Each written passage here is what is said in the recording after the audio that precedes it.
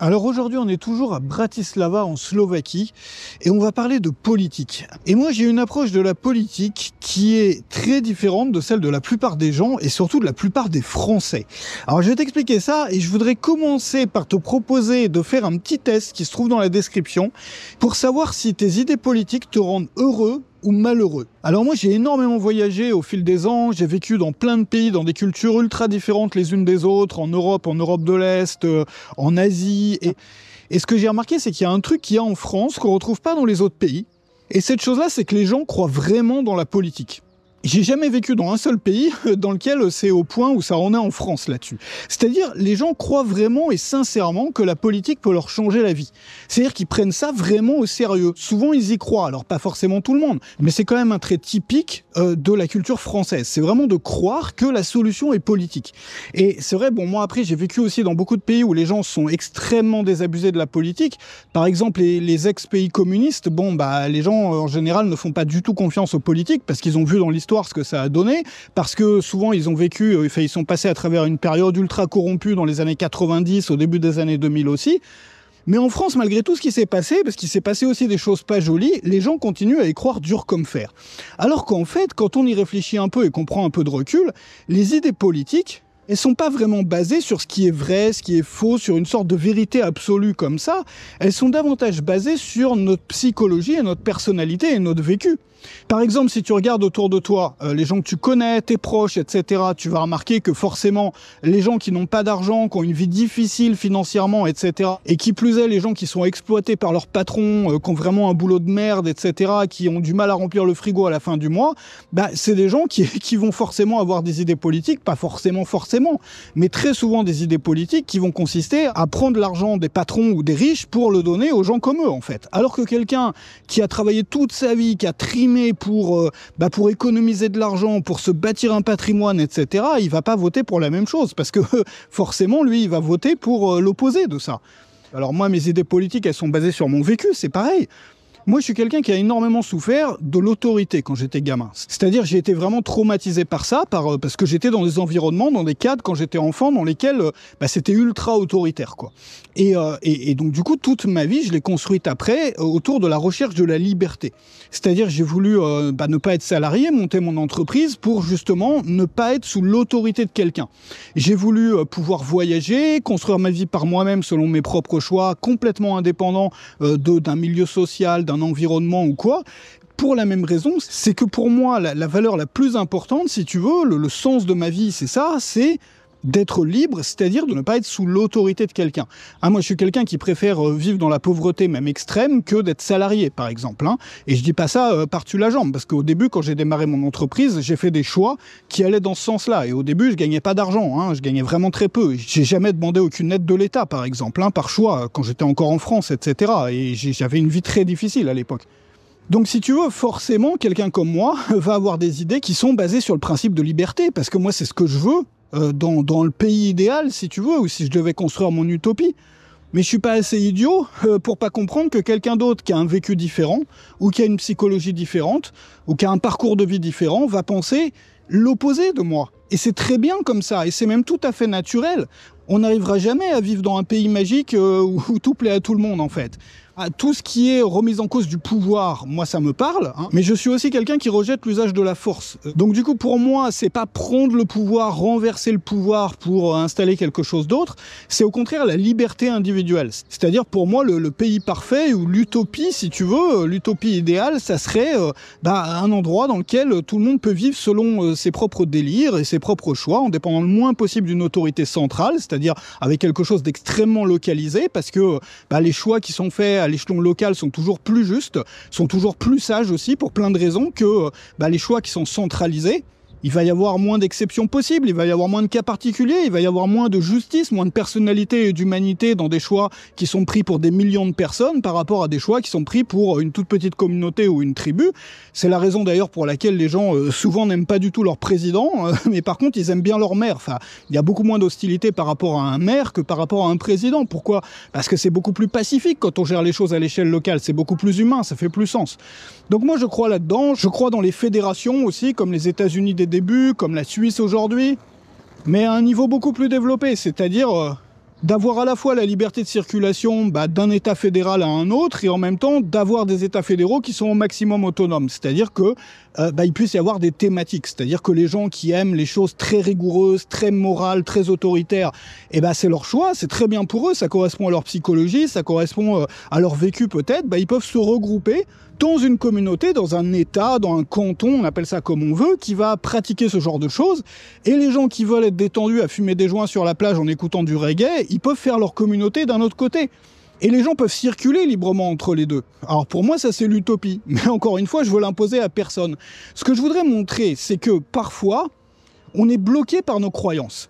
C'est-à-dire qu'on croit en un truc universel, qu'on a envie d'imposer à tout le monde, que ça soit de la politique, que ça soit autre chose, Et du coup, on ne sera jamais pleinement satisfait et pleinement heureux et pleinement accompli tant que ça ne sera pas le cas. Tant qu'on n'aura pas obligé tout le monde à penser comme nous ou à être comme nous.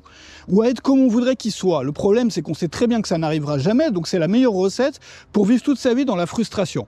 Il y a une autre optique qui consiste à créer la vie qu'on veut avoir pour soi-même, tout en respectant les choix des autres. Moi, je suis quelqu'un qui croit vraiment que la liberté, ça commence par laisser les autres libres.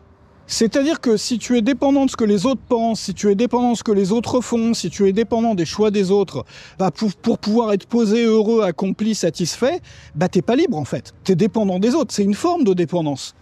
Et donc laisser les autres libres et même les encourager à faire des délires qui sont pas du tout les tiens, mais leur fournir le contexte, les respecter pour ça et faire en sorte que ça se passe bien pour eux, même s'ils sont dans un délire opposé au tien, c'est la base de la liberté. Ça commence par essayer de ne pas changer les autres. C'est-à-dire se créer sa vie pour soi, en fait. Alors tu vois, il y a une voiture dorée, là. J'ai jamais vu une Fiat dorée comme ça. D'habitude, tu vois plus ça sur des voitures de luxe, c'est marrant. Alors, il faut faire attention à ce trait typique très français de croire vraiment, tu vois, en des grandes idées politiques, etc. Parce que, encore une fois, ça n'existe pas. Il y a des gens qui ont une psychologie, un caractère plus contestataire. C'est normal qu'ils aient des idées contestataires. Des personnes, par exemple, qui sont uniquement apaisées lorsqu'elles sont dans la conformité. On en connaît des gens comme ça. Il y a des gens très bien qui sont comme ça. Moi, je suis pas comme ça. Mais je connais des gens très bien qui sont comme ça, qui recherchent la conformité parce que ça les apaise. Parce que ces gens, ils sont stressés, anxieux dès qu'ils sortent du rang, tu vois. C'est normal que ces gens-là, ils votent toujours pour la moyenne, c'est-à-dire pour la majorité ou le truc le plus mainstream, si tu veux. Et c'est respectable. Le problème, c'est de vouloir imposer le même truc à tout le monde. Alors voilà, moi ça c'est mes idées politiques. Ce que je voudrais dire au-delà de ça, c'est que les idées politiques, elles ont un impact sur ta psychologie. Alors ça, c'est le deuxième volet, si tu veux, de cette vidéo. J'ai fait le quiz qui est en dessous, le test qui est en dessous sur ce sujet-là, parce qu'il faut faire attention à ça. C'est un test qui va te permettre de savoir si tes idées politiques te rendent heureux ou malheureux.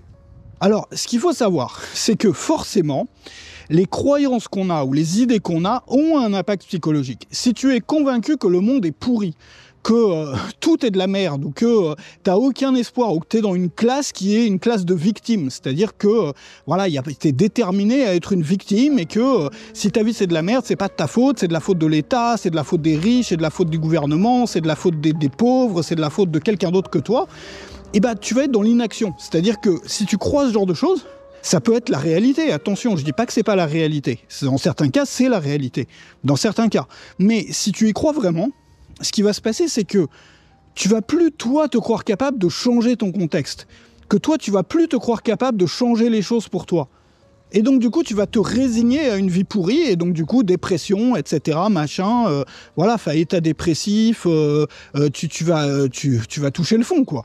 Et c'est ça qui se passe. C'est pour ça que les gens qui regardent des mèmes, tu vois, toute la journée, qui scrollent sur des contenus comme ça, qui leur disent, c'est de la faute du gouvernement, c'est de la faute des riches, c'est de la faute des boomers, c'est de la faute de ceci, de cela, c'est des gens qui sont malheureux, qui sont déprimés, qui n'ont plus confiance en eux à la fin. Et l'une des raisons pour laquelle les gens qui sont plus de droite sont plus heureux, selon beaucoup d'études, c'est qu'ils ont la conviction, si tu veux, que les choses sont pas déterminées, qu'on peut agir sur le monde, qu'on peut faire des choses et avoir un résultat. Et donc, du coup, ce sont des gens qui vont avoir davantage confiance en eux. Alors après, ça veut pas dire que l'une des idées est vraie et l'autre est fausse. Mais toute croyance a un impact psychologique derrière. Alors, ça veut pas du tout dire qu'il faut baser ses croyances là-dessus. Ça veut pas dire ça. Ça veut dire qu'à chaque fois qu'on croit en un truc, il faut se rendre compte que ça a un impact derrière.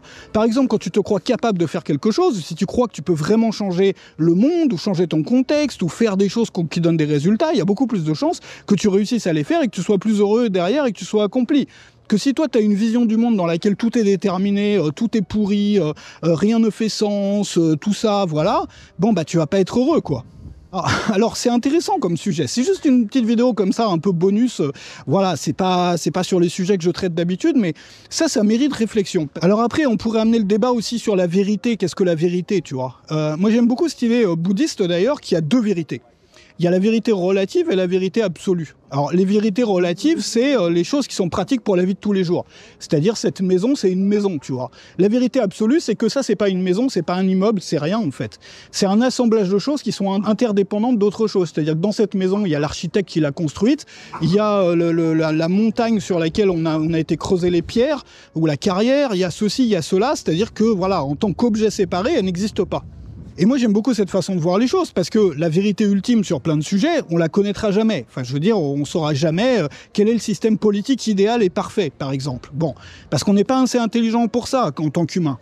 Par contre, de façon relative, il y a des systèmes qui sont meilleurs dans un contexte donné à tel moment, il y a des systèmes qui vont nous rendre plus heureux à un moment qu'à un autre, etc. Donc on peut aussi choisir certaines de ces croyances de façon utilitaire, c'est-à-dire en se demandant quelle croyance est bonne pour moi, quelle croyance va aller m'amener plus loin dans ma vie, quelle croyance va me soutenir dans mon cheminement, quelle croyance est positive pour moi pour me sentir accompli. Alors si tu veux le savoir, je te propose de faire le test en dessous pour voir si tes idées politiques, elles ont tendance à te ruiner le moral, si tes idées politiques au contraire, elles font partie de quelque chose de positif pour toi, c'est-à-dire est-ce que tes idées politiques te rendent heureux ou au contraire te rendent malheureux. Je te propose de faire le quiz. Maintenant, je fais un quiz comme ça à chaque fois que je fais une vidéo, donc n'hésite pas si t'as pas encore fait celui-là. Et je te retrouve dans la prochaine vidéo qui sera la toute dernière qu'on fera à Bratislava.